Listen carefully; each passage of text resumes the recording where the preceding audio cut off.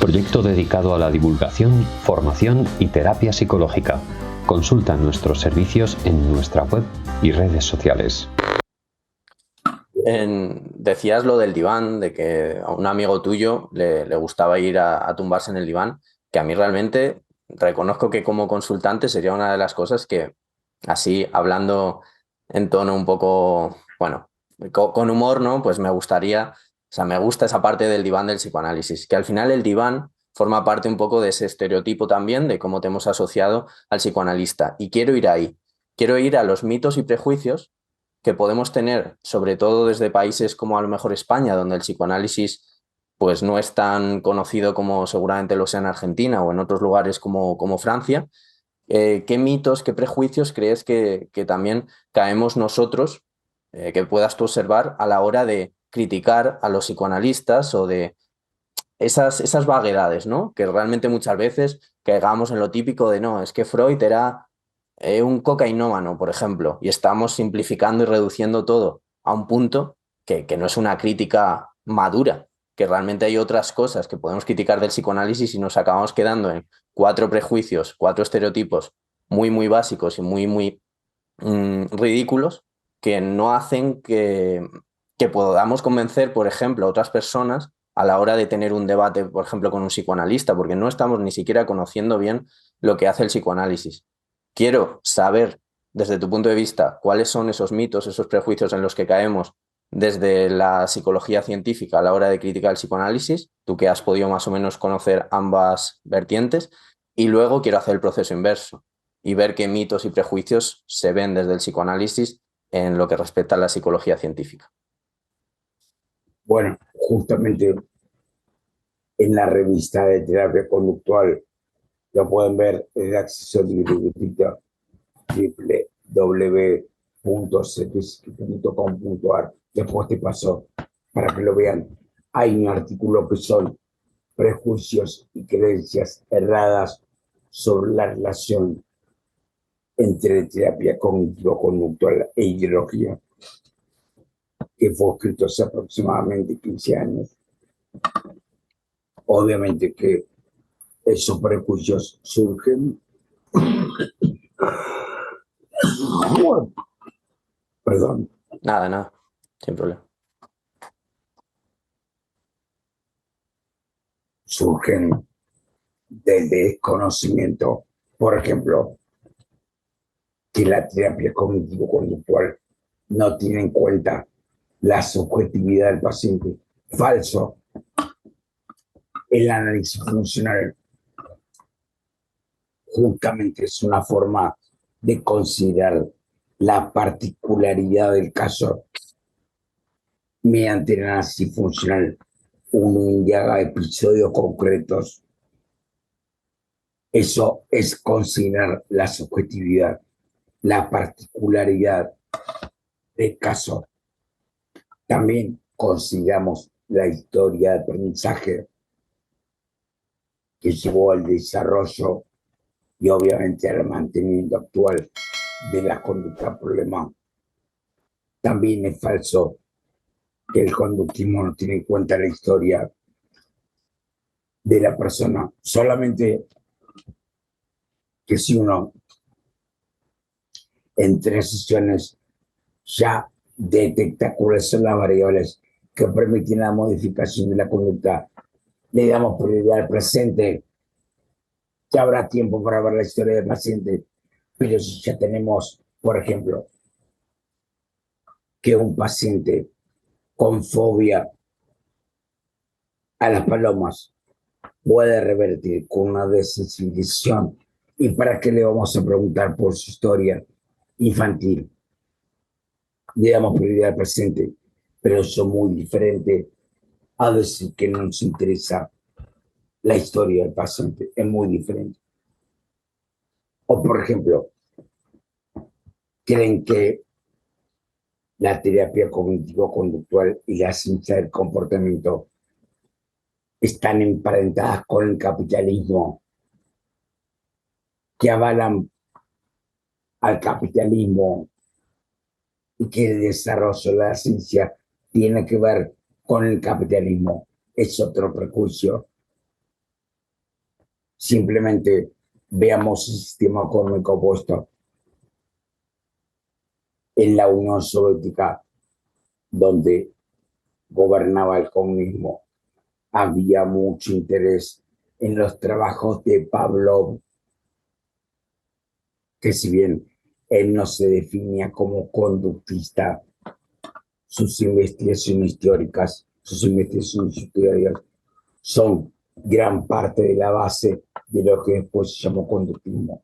Y estamos hablando de Unión Soviética, no de Estados Unidos.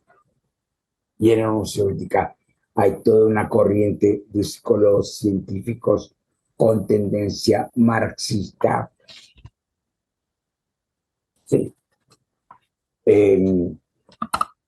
Entonces, segundo prejuicio.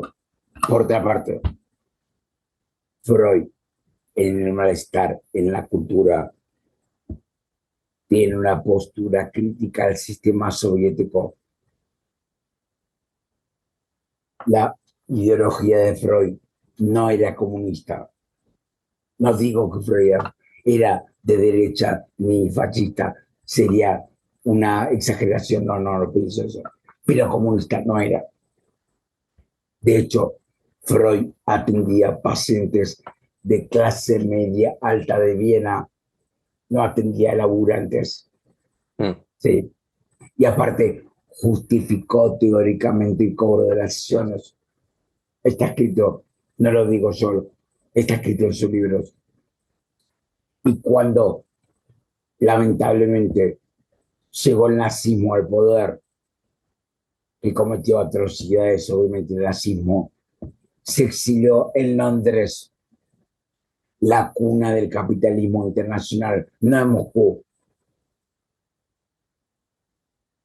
Y aparte, con todo respeto, no me interesa la vida personal de Freud, si Freud consumía cocaína o era infiel, la verdad no me interesa. Me refiero a los teorías. Con todo respeto. La teoría psicoanalítica está más cercana al capitalismo que el conductismo de Skinner. Skinner hizo una novela utópica llamada Walden 2. Y Skinner en esa novela es mucho más igualitarista y equitativo, con las diferencias individuales que el psicoanálisis. Entonces, eso, grosso modo, en criollo, eso de que el psicoanálisis es de izquierda y lo cognitivo-conductual es de derecha, es falso. Es falso. ¿Y por qué crees que se ha ido arraigando esta dicotomía, esta visión de concebir al psicoanálisis como algo de izquierdas y, por ejemplo, al conductismo más como algo autoritario de derechas, cuando realmente, aparte de todo lo que has ido comentando tú, es que mismamente yo, aquí en el círculo de gente que puedo conocer que se liga a esa visión conductista, la mayoría incluso se consideran marxistas, por ejemplo? Y bueno, todos los argumentos que ya tú has ido destacando, y entiendo que también que el psicoanálisis, pues con todos esos postulados que al final son un poco transgresores en cierto sentido, por lo menos con respecto al momento en el que se fraguaron, en la sociedad en la que se fraguaron, y que entendían también un poco al individuo en ciertos aspectos como reprimido, en cuestiones también como el aspecto sexual, por ejemplo. Quizá todo eso fue como un shock, una especie de bueno, como de sublevación. Sí. De discurso alternativo, lo cual está correcto. Está bien. Ay, la sociedad evoluciona. Está bien eso. Pero eso no es psicoanálisis, eso es sentido común. ¿Se entiende? Ellos lo llaman psicoanálisis. Por ejemplo, la homosexualidad, y estoy de acuerdo, ha sido quitada como enfermedad mental del DSM en 1973. Y está muy bien, porque no es una enfermedad. La homosexualidad. Sí. Pero eso no fue por el psicoanálisis, eso fue porque en San Francisco, en la costa oeste de Estados Unidos, hubo manifestaciones a favor de los derechos de los homosexuales, de los derechos gay. Y entonces el cuestionamiento social, lo cual es correcto, llevó a realmente investigar si la homosexualidad era una enfermedad mental o simplemente en una conducta más como, por ejemplo, un gusto más, como comer chocolate, sí, como que te guste la pizza, que no es patológico. Entonces, el cambio se quitó del DSM, no por el psicoanálisis, que el psicoanálisis habrá influido, bienvenido sea, pero también influyó el surrealismo, también influyó el cambio social que hubo después de la Segunda Guerra Mundial, también influyó el existencialismo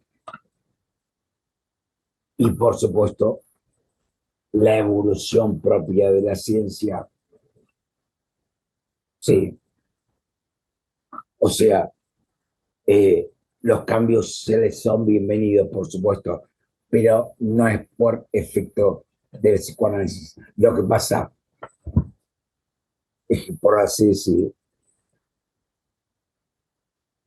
el psicoanálisis tiene un discurso alternativo progresista, pero no se han desarrollado desde el psicoanálisis prácticas científicas para la modificación de la conducta. Queda todo en el discurso, en la teoría. Sí, el conductismo sí se preocupa por la aplicación, de que sea eficaz la aplicación. El conductismo, la modificación de la conducta, es lo más importante.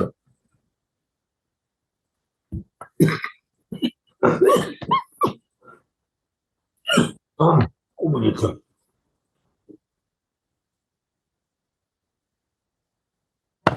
Y aparte, sentido común puro. El conductismo empezó con Watson en 1913. El capitalismo ya existía siglos antes. La esclavitud existió entre los siglos XVI y XIX. La revolución industrial, 150 años antes del advenimiento del conductismo. El comercio existe desde la antigüedad. El comercio es una práctica humana que existe de siglos desde la antigüedad.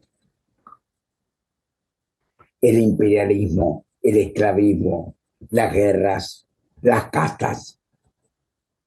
En el Imperio Romano, por ejemplo, los privilegios existían desde siempre, no empezaron con el conductismo. Es ridículo la asociación que hacen entre capitalismo y conductismo. El capitalismo existe por factores sociológicos desde hace muchos siglos antes que el conductismo. Tiene factores sociológicos.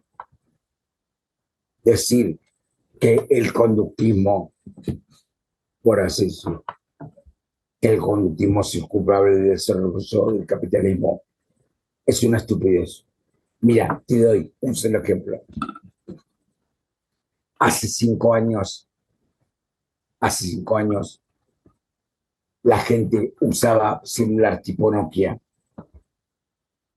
Salió el sistema Android y cambió el comportamiento social de la gente en el mundo. La gente dejó el celular convencional y cambió el comportamiento. Y ahora casi todas las personas tienen celular moderno con sistema Android en clase de baja, media y alta. ¿Dónde está el conductismo ahí? Ahí hubo mercadotecnia. La gente compró un producto mejor. ¿Qué tiene que ver con el conductismo? Nada. No es que la gente se la condicionó con los métodos operantes de Skinner para que compre el nuevo celular. No. No se aplicó economía de fichas por cambiar el celular. No, ¿se entiende? Entonces, el mentalismo, como solamente el discurso, cuestiona todo lo establecido, lo cual en parte está bien, pero la ciencia tiene que seguir avanzando. La ciencia avanza por lo que se hace, no por lo que se dice, no por lo que se cree, sino por lo que se emprende, por las investigaciones que realizan los investigadores en ciencia básica, por las aplicaciones, me incluyo, que hacemos los psicólogos clínicos, poniendo en práctica lo que hacen los investigadores básicos en el ámbito clínico. La ciencia aplicada sería, o por ejemplo, aplicar las nociones de los principios de aprendizaje y conducta al ámbito de la educación o al ámbito comunitario para prevención de accidentes en la vía pública. La ciencia se preocupa por hacer, no solamente por decir. Y yo creo que muchos son profesionales de quejarse de la ciencia, ¿se entiende?